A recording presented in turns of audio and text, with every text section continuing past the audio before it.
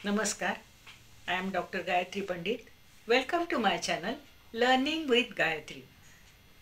आज आपण बघणार आहोत शुद्ध आणि अशुद्ध शब्द. काय असतं, भाषेला सुद्धा नियम असतात. तर त्या नियमाप्रमाणे आपण जेव्हा जातो ना, त्यावेळेला हे त्या नियमाप्रमाणेच आपण लिहितो. आता हे जे टॉपिक आपण आज बघतोय तो 5वीच्या स्कॉलरशिप परीक्षेसाठीचा टॉपिक आहे. कुठली परीक्षा? तर pre upper primary scholarship examination ही 5वीत असते, तुम्हाला माहिती आहे. आता तर जेव्हा एखादी भाषा लिहिली जाते किंवा बोलली जाते तर त्यांना एक नियम असतो. तर त्या नियमाप्रमाणे आपल्याला ती भाषा लिहावी लागते किंवा बोलावी लागते. आता काय होतं, आपण एकच अक्षर जेव्हा लिहितो किंवा काय म्हणतो आपण, दूध पी. पी हे एकच अक्षराचा शब्द आहे. तर अशा वेळेला काय करायचं, एकच अक्षराचा जेव्हा शब्द असतो त्यावेळेला तो दीर्घ लिहायचा. किंवा काय, अजून दुसरा मी तुम्हाला सांगते. ती. ती शाळेतून आली. ती हा एकच अक्षराचा शब्द आहे. ती हे दीर्घ लिहायचं. असं जेव्हा एकाच अक्षराचा शब्द जेव्हा असतो त्यावेळेला तो दीर्घ लिहायचा. तू, ती हे जे शब्द आहेत हे एकच अक्षराचे शब्द आहेत, तर तिथे आपल्याला दीर्घ लिहायचं आहे. आणखीन याला एकच अपवाद म्हणजे आणि हे ऱ्हस्व लिहायचं. आणि अर्थाने जेव्हा नी असा शब्द वापरला जातो ते सुद्धा ऱ्हस्वच लिहायचं. आणि ऱ्हस्व, नी ऱ्हस्व. बाकी सगळे एकाक्षरी शेवटी जेव्हा उकार इकार असा जेव्हा येतो त्यावेळेला तो दीर्घ लिहायचा. आता आपण असे शब्द बघूया. ऋषी. ऋषी. ऋषी. शी दीर्घ आहे कारण हा शी शेवटी आला. शेवटी जेव्हा शब्द लिहिताना शेवटी जेव्हा इकार किंवा उकार असतो तो दीर्घच लिहायचा. ऋषी. हळू हळू. हळू हळू हे दोन्ही दीर्घ लिहायचं. नंतर कुठे, झोपाळू. ळू दीर्घ आला. शेवटचा अक्षर आहे बरं का हे. शेवटचं अक्षर जेव्हा उ किंवा ई असतं त्यावेळेला ते दीर्घच लिहायचं. तर आपण इथे झोपाळू हा शब्द दीर्घ लिहूया. इत्यादी. ती दीर्घ. काही काही शब्द जे असतात ते जेव्हा जोडून येतात त्यावेळेला तिथे दीर्घ जेव्हा शेवटी येतं त्यावेळेला त्याला तिथे आपल्याला दीर्घच लिहायचं आहे. मगाशी मी तुम्हाला आणि मी सांगितलं. पण अजून एक असं असतं की परंतु. परंतु हा पण शब्द ऱ्हस्व लिहायचा. कुठले आपल्याला शब्द ऱ्हस्व लिहायचे आहेत? जे शेवटी इकार किंवा उकाराने संपलेले आहेत. त्यातला कुठला? नी, आणि परंतु हे शब्द 3 आपल्याला ऱ्हस्वांत मिळालेले आहेत मराठीत, शेवटी इकार आणि उकार असून सुद्धा. तर हे 3 शब्द वेगळे लक्षात ठेवा बरं का. तर हे 3 शब्द लक्षात ठेवल्यानंतर तुम्हाला बाकी सगळे शब्द ऱ्हस्व लिहायचे का दीर्घ लिहायचे याचा नियम लक्षात येईल. आता बघूया. अनिता. ता दीर्घ आहे शेवटी, ता दीर्घच येणार. ता हा दीर्घच आहे. तर मी हे जरी तिथे असलं तरी शेवटी नाही आहे नी, तर ते आपल्याला कसं लिहायचं आहे? निरस्व. अनिता. अनिता नी ऱ्हस्व. तुम्ही उच्चार करून बघा, तुमच्या लक्षात येईल की आपण ऱ्हस्व बोलतोय का दीर्घ बोलतोय. एखाद्या वेळेस तुमचा ऱ्हस्व दीर्घामध्ये गोंधळ होऊ शकतो, पण हरकत नाही. तुम्हाला एखादी गोष्ट जर लक्षात ठेवावी लागली तर तेवढी ठेवायची, त्याला काय बिघडत नाही. तर तुम्हाला लक्षात ठेवायला मी 3 शब्द आधीच दिलेले आहेत, मी, आणि परंतु. तर हे 3 लक्षात नक्कीच ठेवायचे आहेत. अजून बघूया. ऊन. ऊन. ऊन असा शब्द नाही आहे. कसं? ऊन. खूप ऊन पडलं होतं.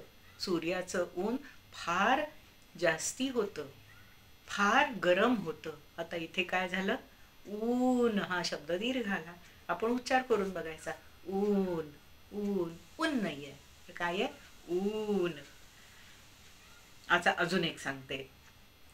औषधी, औषधी, औषधी. धी धी बोलतो ना आपण, ती दीर्घ बोलतो, लांबवतो. लांबवल्यानंतर आपल्याला लक्षात येतं की जे लांबवलेलं असतं थोडंसं जास्ती म्हटलेलं असतं त्यावेळेला तिथे ते दीर्घ असतं. आता अजून बघूया. नेहमी अजून एक चूक होती ती म्हणजे आशीर्वाद. आशीर्वाद, आशीर्वाद असं नाही आहे तर आशीर्वाद. आशिष, शिरस्व इथे आशिष मध्ये, पण आशीर्वाद शी दीर्घ. दीर्घ म्हणजे दुसरं, ज्याला आपण तुम्ही दुसरा हा शब्द वापरता, खरं म्हणजे याला खरा शब्द आहे तो दीर्घ. दीर्घ आशीर्वाद, दीर्घ आशीर्वाद. अजून बघू. काही वेळेला काय होतं तुमचं, जेव्हा रफार असतो ना, सूर्य, सूर्य, सूर्य, जेव्हा एखाद्या अक्षराच्या अलीकडे तुम्ही वापरता तेव्हा तो अर्धा असतो. सूर, सूर्य, सूर्य. इथे काय झालं, र अर्धा वापरला. सूर्य. इथे काय करायचं, वरती रफार पुन्हा द्यायचा, य वरती द्यायचा, कारण हा आलाय अर्धा. तुम्ही उच्चार करताना तुमच्या लक्षात येईल सूर्य. पण काय होतं, ग्रुप, ग्रुप. आता काय झालं, ग्रुप. ग अर्ध वापरलं ना आपण, आणि र पुरं वापरलं, तेव्हा काय करायचं, गच्या पोटामधनं एक अशी हॉरिझॉन्टल रेग मारायची. तिथे काय होतं, र पुरं उच्चारलं जातं. ग्रुप, रूप. आता इथे तुमच्या लक्षात येईल की रफार कुठे वापरायचा आणि पाय असा आडवा कसा केव्हा करायचा हे तुमच्या लक्षात आलं. आता उच्चार करून बघा मनातल्या मनात. परीक्षेत मोठ्यांदा उच्चार करून बघू नका बरं का, कारण ते परीक्षेमध्ये चुकीचं आहे. आता बघूया. युक्ती, युक्ती. ती दीर्घ आहे. युरस्व, ती दीर्घ, युक्ती. आणि बघा रविवार, रविवार, रविवार असं म्हणत नाही आपण, काय म्हणतो, रविवार. आता अजून बघूया. हळू हळू, हळू दीर्घ, हळू हळू. इथे काय झालं, शब्द व्यवस्थित उच्चार तुम्ही मनातल्या मनात जेव्हा उच्चार करून बघता, हळूहळू नाही म्हणत आपण, हळू हळू, हळू हळू जा, हळू हळू जा असं म्हणतो ना. मग तिथे काय आहे, हळू हळू. इथे काय झालं, हळू दीर्घ म्हणजे दुसरा, दुसरा जो आहे त्याला आपण दीर्घ म्हणतो, त्याला खरा शब्द काय आहे, दीर्घ. तर दीर्घ असाच आपण त्याचा उल्लेख आपण करणार आहोत. आता काय होतं, प्रथम या शब्दापासून शब्द जेव्हा तयार होतो ना त्याला प्राथमिक असा शब्द तयार झाला. प्रथम पासून प्राथमिक, इक लावलं पुढे. जेव्हा इक लावलं जातं त्यावेळेला प्राथमिक मिरस्व होतो आणि प्रादीर्घ होतो. प्राथमिक, प्राथमिक. इथं इक जे लावलेलं असतं तिथे तुम्हाला रस्व लावायचं. रस्व म्हणजे पहिली वेलांटी. पहिली वेलांटी जी असते ना त्याला ऱ्हस्व असा शब्द आहे. ऱ्हस्व आणि दीर्घ ते दोन्ही शब्द तुम्ही कायमचे लक्षात ठेवा. तर हे काय आहे, हे शब्द तुम्ही तुमच्या बोलण्यामध्ये नेहमी वापरलं की सरळ लक्षात राहतात. आता आता आणखीन काय आपण करूया बघा. प्रार्थना. आता प्रार्थना, र अगदीच थोडंसं आहे ना. आता र अगदीच थोडंसं असेल तर ते अर्ध आहे. मग जे अर्ध आहे त्याला रफार द्यायचा. सूर्यसारखं, सूर्यसारखं काय होईल, प्रार्थना, प्रार्थना. र अर्ध झालं तर तिथे त्याला रफार द्यायचा. ई सारखा जो ई सारखा जी खूण असते ना, दीर्घ ई सारखी, दुसऱ्या ई सारखी, ती इथे आपल्याला द्यायची आहे. आता हे बघा, तुमच्या हे सगळं लक्षात छान आलं असेल. आता मी तुम्हाला एक उदाहरण देते. आता उदाहरणासाठी काय करायचं आहे, आता मी तुम्हाला 4 शब्द सांगते. त्याच्यामधले जो बरोबर आहे जो बरोबर शब्द आहे तो मला सांगायचा. आता बघा हां. ओषधी, अवषधी, औषधी, औषधी, धी दीर्घ. कुठलं बरोबर आहे?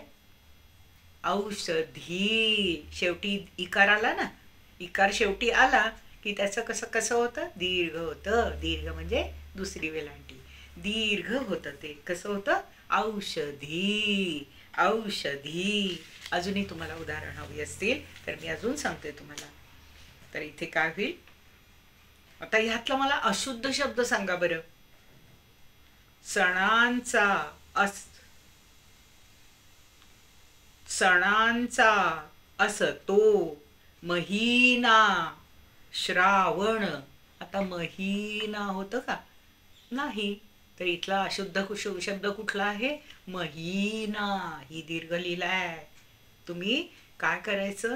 ज्या वेळेला असा पर्याय दिलेले असतात ते व्यवस्थित बघा, व्यवस्थित वाचा, व्यवस्थित मनातल्या मनात वाचा. म्हणजे तुमच्या लक्षात येईल की बरोबर उत्तर कुठलं आहे आणि बरोबर उत्तराला बरोबर ती सांगितलेली खूण करायची आहे तुम्हाला. आणि ही जी खूण आहे ती नीट उत्तर बघून, नीट उत्तर पारखून बरोबर कुठलं जे उत्तर आहे त्याच्यासाठीच त्या ठिकाणी ज्या ठिकाणी ते उत्तर आपल्याला आहे ते उत्तर लिहायचं आहे, तिथं ती खूण करायची आहे. हे लक्षात घ्या आणि व्यवस्थित उत्तर लिहा. भरपूर छान मार्क मिळवा. जितके तुम्हाला छान मार्क मिळतील तितका मलाही आनंद जास्त होणार आणि तुम्हालाही त्याचा आनंद जास्त होणार. तर तुम्हाला माझा आज व्हिडिओ कसा वाटला जरूर सांगा मला आणि माझ्या चॅनलला सबस्क्राईब करा, लाईक करा आणि शेअर करा. थँक्यू.